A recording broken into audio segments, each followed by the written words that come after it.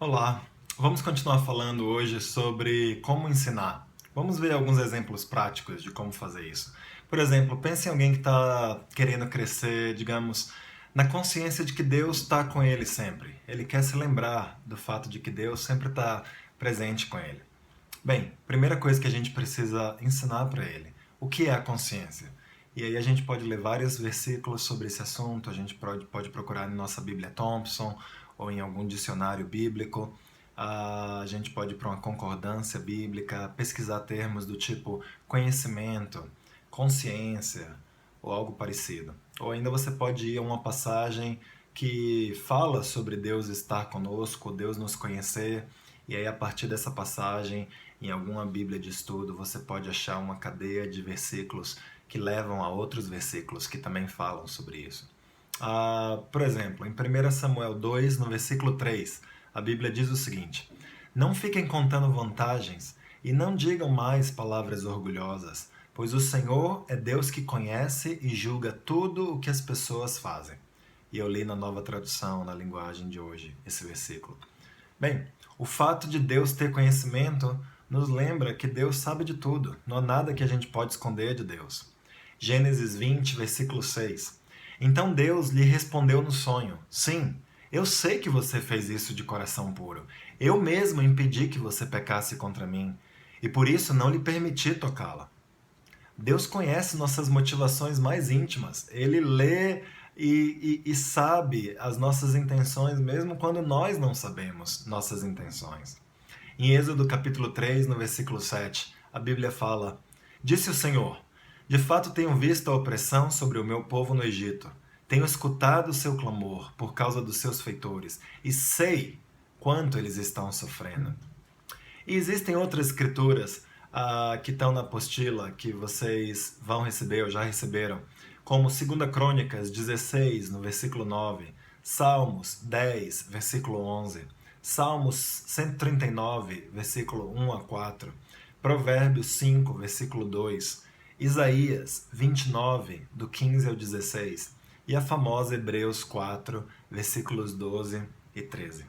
A ideia aqui é transmitir a convicção profunda para a pessoa de que Deus de fato conhece de tudo, de que a gente já vive na presença de Deus. Não há nada que Deus já não conheça sobre nosso coração. O próximo passo ao ensinar a essa pessoa seria dar para ela a motivação, o porquê a gente deveria viver nossas vidas, lembrando que Deus está sempre ao nosso lado. Aqui em Hebreus 4, a gente aprende que Deus vai julgar nossas motivações. Então, um dos porquês de nós lembrarmos que Deus está sempre conosco é que Deus vai nos julgar de acordo com o que Ele vê em nossos corações. Em Romanos 2, no versículo 15 e 16, a Bíblia fala: Pois mostram que as exigências da lei estão gravadas em seu coração. Disso dão testemunho também a sua consciência e os pensamentos deles, ora acusando-os, ora defendendo-os. Isso tudo se verá no dia em que Deus julgar os segredos dos homens, mediante Jesus Cristo, conforme declara o meu Evangelho. Então essa escritura também fala a mesma coisa. Nós vamos ser julgados um dia. Provérbios 24, no versículo 12, dá outro porquê. Mesmo que você diga: não sabíamos o que estava acontecendo, não perceberia aquele que pesa os corações? Não saberia aquele que preserva a sua vida? Não retribuirá ele a cada um segundo o seu procedimento?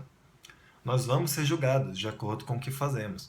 Então a gente precisa parar um pouquinho e nos perguntar qual é uma boa motivação bíblica para a pessoa buscar crescimento nessa área e encontrar os versículos que nos dão a motivação para fazer isso.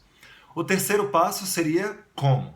Como alguém pode crescer na habilidade, na capacidade de ter Deus sempre diante de si mesmo? Bem, aqui em Mateus 6, vamos ler do 5 ao 8 e depois do 16 ao 18. E quando vocês orarem, não sejam como os hipócritas. Eles gostam de ficar orando em pé nas sinagogas e nas esquinas, a fim de serem vistos pelos outros. Eu lhes asseguro que eles já receberam sua plena recompensa. Mas quando você orar, vá para seu quarto, feche a porta e ore a seu pai que está em secreto. Então seu pai que vem em secreto o recompensará. E quando orarem, Não fiquem sempre repetindo a mesma coisa, como fazem os pagãos. Eles pensam que por muito falarem serão ouvidos.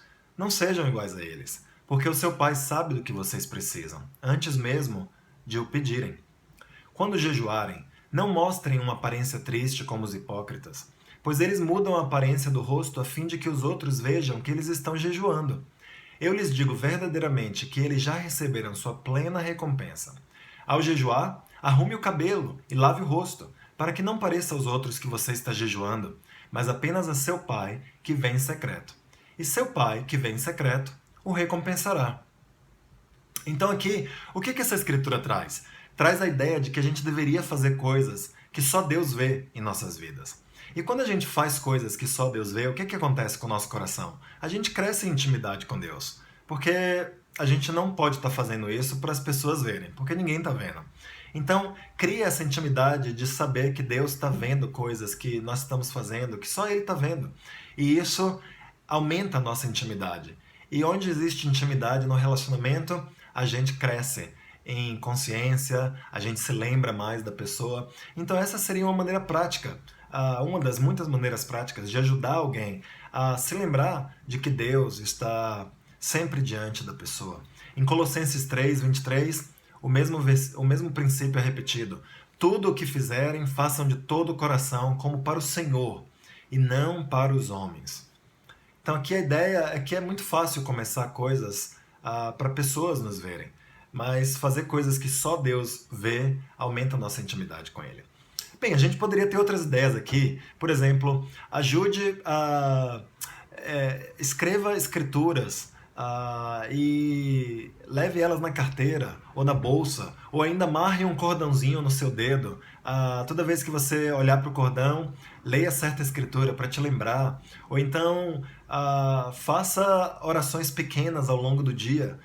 Decida botar um alarme no seu celular e de tempos em tempos você vai ver o alarme, você vai fazer uma oração e lembrar especificamente de que Deus está com você. E aqui a imaginação é o limite. A gente pode pensar junto com a pessoa que a gente está ajudando de várias maneiras que podem ajudá-la a lembrar de que Deus está sempre diante dela. Então, resumindo, ao ensinar algo, a gente quer sempre tocar em 3 pontos. O que é esse assunto de que a gente está falando? Por que a gente deveria buscar esse assunto, esse crescimento? E como a gente pode crescer nessa área?